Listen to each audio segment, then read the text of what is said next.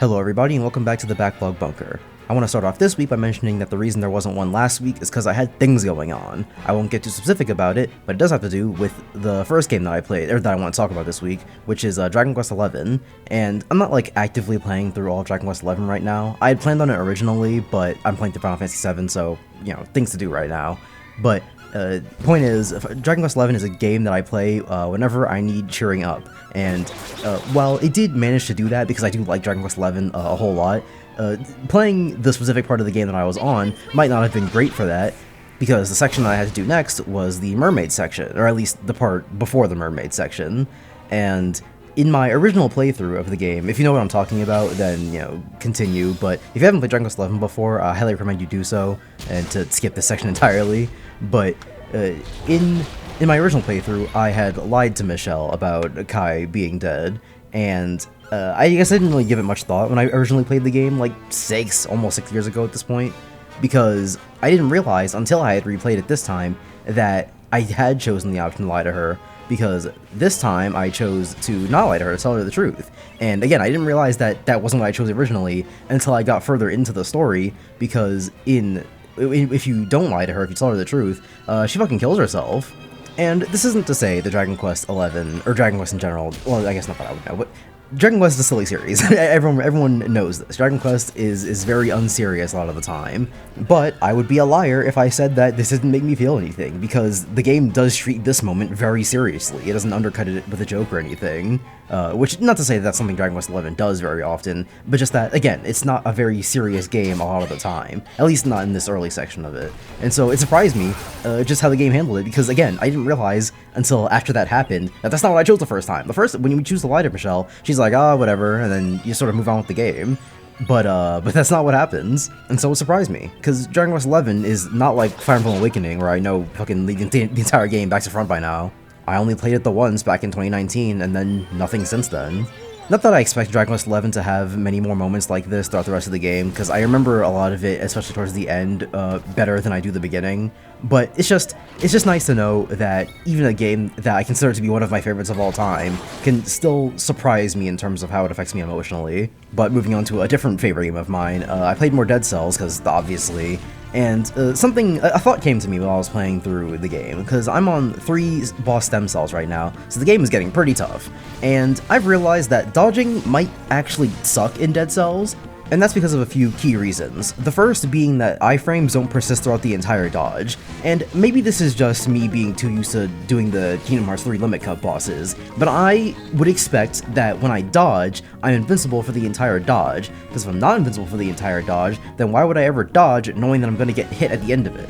A lot of the enemies in Dead Cells are not one-and-doneers, where they just throw one single attack at you, dodge it as soon as you can, and then just hit them afterwards. No, a lot of the tougher enemies in this game will do multiple attacks, and a lot of the even tougher ones will turn around during those attacks. So as a game designer, you can either do what Kingdom Hearts 3 does, which is to allow the player to chain multiple dodges together and have iframes last throughout basically the entire dodge, or you can do what Dead Cells did, which is not that. Unless you can kill an enemy in 1 to 2 interactions, one dodge is not going to help you do anything. If anything, you're probably going to get hit because you dodged. And Dead Cells does not have robust enough movement to be able to do anything but dodge. Unless you have a speed buff active, you're not going to be able to run away from most enemies, and even with one on there, just some enemies you can't run away from. And without powers like Phaser or Lightspeed on, then you're not going to be able to use anything else to move around quickly, so you're just kind of fucked. You either have to dodge and hope that it doesn't fuck you over, or nothing, really. But all of that isn't really what bothers me.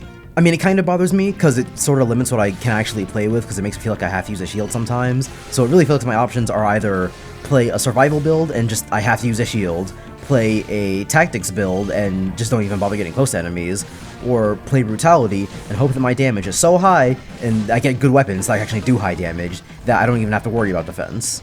But as of right now, that's not really what bothers me about this whole dodging situation. What bothers me right now is that I made the critical error of asking Redditors about it. Redditors can be really useful when looking for tech support, and that's basically it.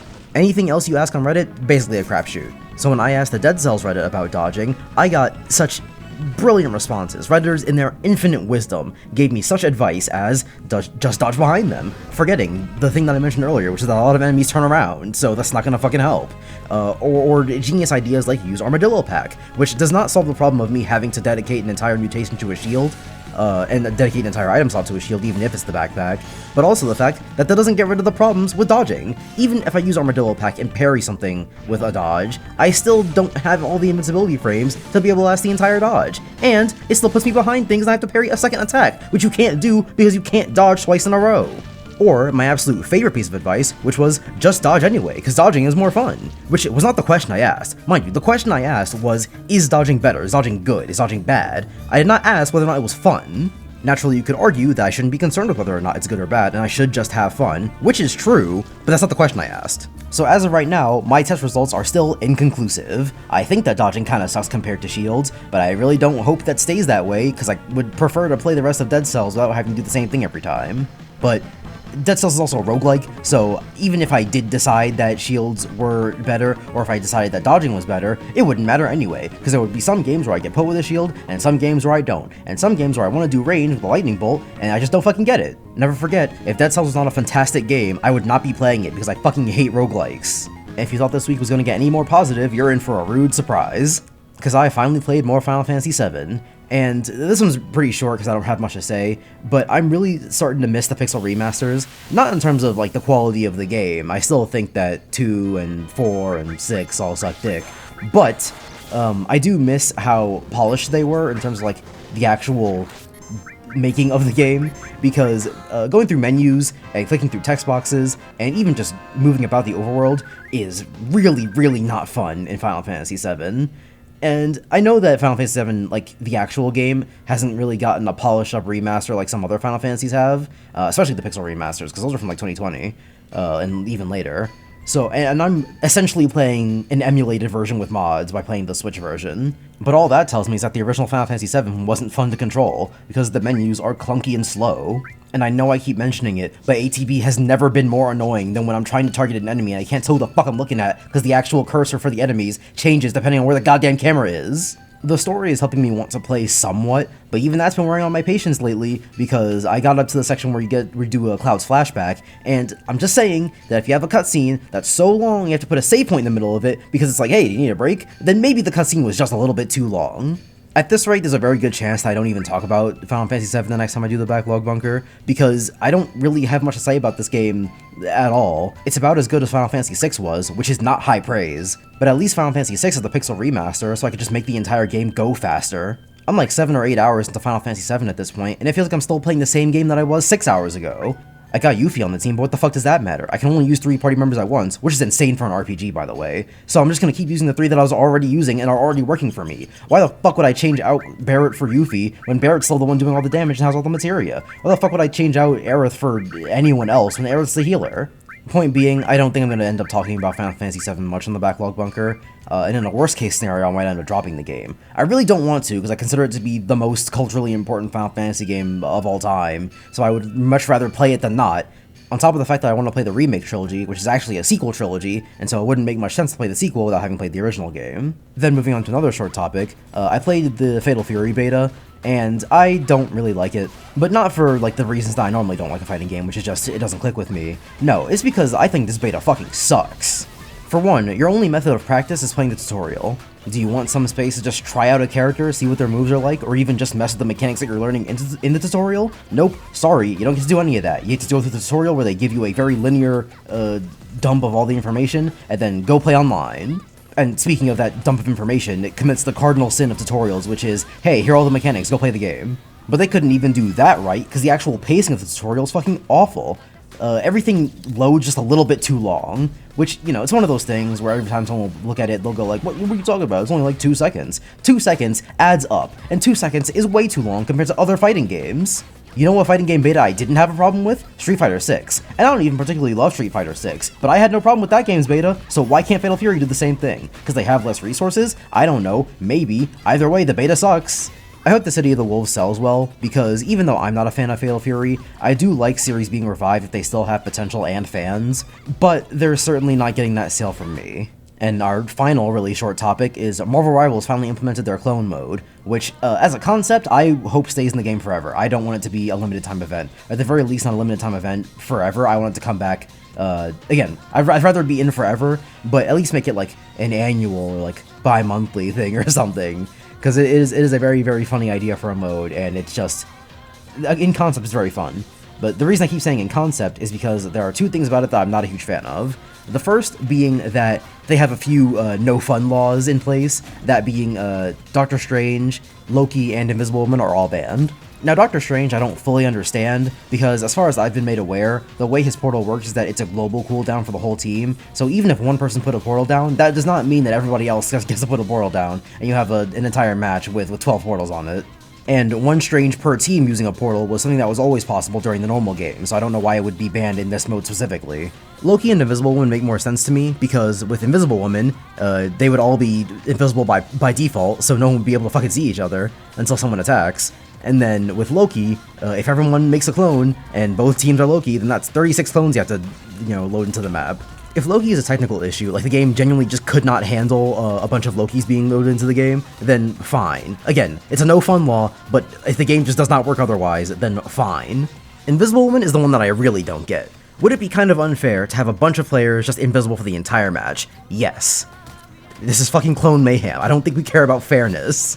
Which kind of leads into my other problem with the mode right now, which is that the people I've played with so far take it way too seriously. I got into a game where it was, I think the characters we chose were Scarlet Witch and the other team chose Groot, on our team, we all had different choices. I wanted Moon Knight because I wanted to put a bunch of fucking onks down, and then the other team, I don't even know what they chose, but we ended up choosing Scarlet Witch, and they ended up having Groot, which clearly told me that the other team wanted to have fun, and our team were the boring, stupid, sad assholes who wanted to play fucking Scarlet Witch. And you know what? Fine. Not everybody knows how to truly have fun with games by breaking them in the ways that are easily presented to them, but, it can also be fun to just play a bunch of the same character. Sure, fine, whatever. But then, we actually get into the game, and everybody on my team chooses Scarlet Witch because, of course, we want to have fun with the game, and there's one fucking asshole who's like, actually, we should do the other way around. We should have a bunch of Groots and one Scarlet Witch.